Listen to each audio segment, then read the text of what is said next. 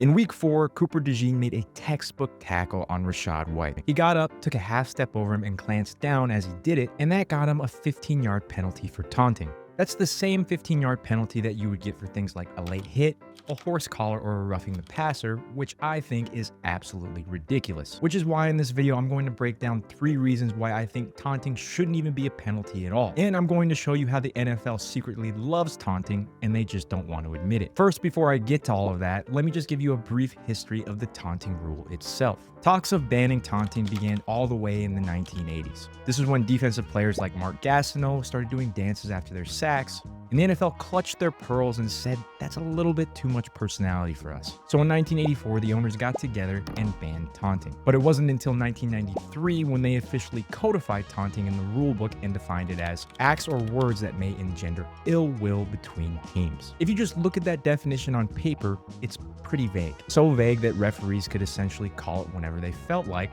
which is exactly what has happened over the past 30 years. Since the rule's inception, there's been kind of a very odd pattern of enforcement. What I mean by that is there's been periods of enforcing taunting strictly, followed by periods of barely enforcing it at all. For the first 7 years from 1993 to 2000, the rule was kind of like the McDonald's ice cream machine. Everyone knew that it existed, but you'd rarely ever actually see it. There were only about 10 to 15 taunting calls per season. Then on September 24th in the year 2000, Terrell Owens changed everything. He scored against Dallas and celebrated on the star at midfield twice in one game, and the NFL lost their minds. They told refs to crack down, and taunting penalties jumped from 15 to 25 just in that year. And by the year 2004, there were 53 taunting calls in a single season, which was an all-time high. And this is the pattern that's repeated for 30 years. Every few years, an incident makes the NFL care again, they crack down hard, then gradually forget about it until the next controversy arises. The most recent example of this is when Antoine Winfield Jr. threw up the peace sign at Tyreek Hill in Super Bowl 55. In the 2021 season following that Super Bowl, taunting penalties once again rose to 43. And as you probably guess, a few years later, it died down all the way back to 15 in 2023. Last year, the NFL issued 48 taunting fines after reviewing the tape, but refs only called taunting in-game 20 times. The league decided that this was unacceptable, so here we are in 2025 with taunting once again being a point of emphasis, as we've seen through the first 5 weeks of the season. With that little bit of historical context out of the way, now we can get to my reasoning of why I think that taunting shouldn't even be a rule in the first place. The first and most obvious reason of why I think taunting shouldn't be a rule is because it's just way too impactful for what it is. When you rough the passer, that's a 15-yard penalty. When you horse collar tackle someone and risk tearing their ACL, that's 15 yards. So how does it make any sense that flexing or pointing after a big play could also cost your team 15 yards and a first down? Think about that for just a second. The NFL has essentially decided that hurt feelings deserve the same punishment as things that could seriously injure another player. After all, 15-yard penalties are the kinds of penalties that can decide games. And here's a perfect example of that. Let's go back to a Monday Night Football game in 2021 where it's the Bears versus the Steelers. It's the fourth quarter and Cassius Marsh gets a huge sack on 3rd down with 3.5 minutes left in the game. He gave the Bears a chance to get the ball back and potentially win.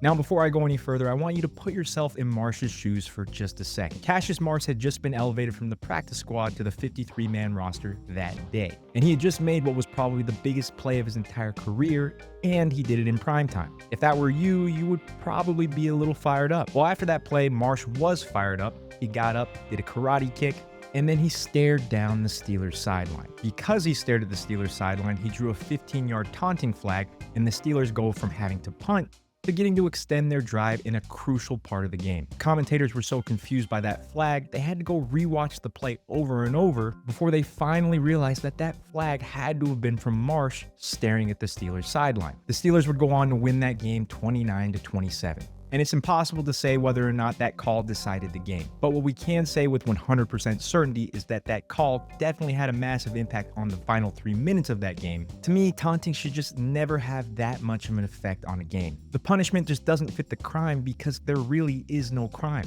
It's emotion, it's competition, and it's what makes sports worth watching. Which brings me to my second point.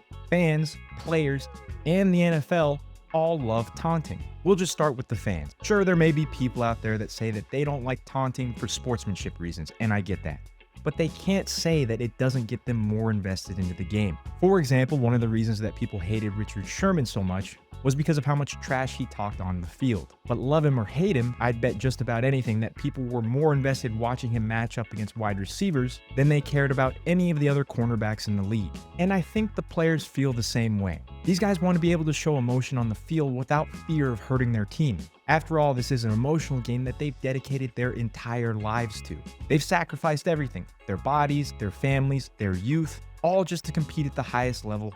And when they make a huge play, of course, they want to be able to show it. Joe Burrow was actually asked by the Kelsey brothers how he felt about taunting, and I think he said it perfectly. We're all grown adults that work really hard at what we do, and sometimes we like to show it. I'm not gonna get my feelings hurt if somebody sacks me and taunts me like, you made a play, I didn't. But here's the part that really bothers me. The NFL also loves taunting, and I can prove it. Remember that TO celebration on the Dallas Star that I mentioned earlier? 25 years later, the NFL is showing that clip everywhere.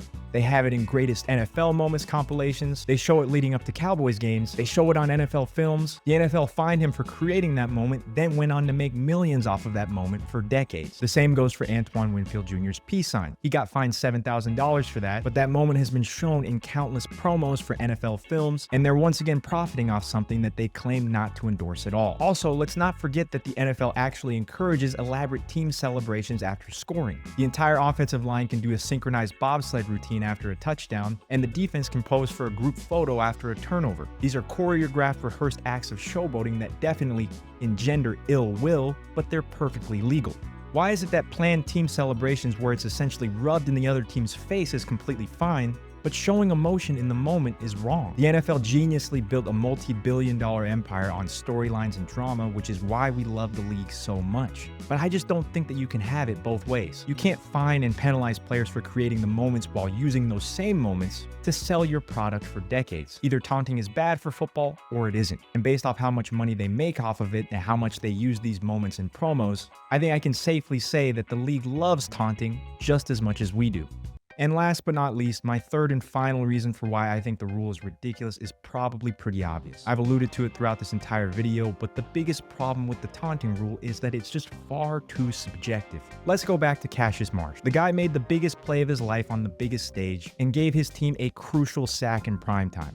When Tony Correnti, the referee who threw the flag, was asked why he threw it, he said, and I quote, "I saw the player after he made the big play run towards the bench area of the Pittsburgh Steelers and posture in such a way that I felt he was taunting them." The thing that bothers me the most about that statement is that he said that he felt like it was taunting. Not that it was taunting, only that he felt like it was. For a penalty that's that severe, 15 yards and an automatic first down, there should be absolutely no feelings involved. It should be completely black and white. We already have enough judgment calls that can dictate games as it is. Holding, pass interference, roughing the passer, all these calls are subjective enough, and they affect outcomes more than any of us would ever like to see. Do we really need another call that can affect the outcome of games, especially when there's no one in danger of being hurt by it? I already talked about earlier how sometimes they'll call 10 taunting penalties in a year, and sometimes they'll call 50. You could do the same exact celebration in 2019 and get absolutely nothing, and then do it again in 2021 and all of a sudden get flagged. Players have no idea what's actually going to be called because it changes year over year based on the incident that the NFL decided to care about that particular year. I know being a referee is a tough and thankless job, but having a penalty that's this subjective is absolutely insane. So, what should the NFL do about all this? After showing you that the punishment doesn't fit the crime and how everybody actually loves taunting and how subjective the whole thing is, the answer becomes pretty obvious. They should just eliminate the taunting call completely. Players should be allowed to show emotion and talk trash as long as they don't make it physical. That's it. That's the line. We already have rules in place for when it actually does go too far. Any physical contact after the play is unsportsmanlike conduct. Fighting's a personal foul, and if you throw a punch, that's an ejection. We don't need a taunting penalty because everything that's actually dangerous is already covered by these other rules. We don't need refs making judgment calls on whether someone's celebration felt like taunting, and we definitely don't need to protect grown men who dedicate their entire lives to this sport, who make millions of dollars, to be protected from gestures and words that might hurt their feelings. Just let the players show emotion, let them create storylines, and let them be the personalities that fans actually want to watch. As long as they keep it between the lines and don't get physical, I say let it happen. And that's my whole rant on the taunting penalty. I've been thinking about making this video for a while, and I'm glad I finally did. And I'm totally okay if some of you don't agree with me.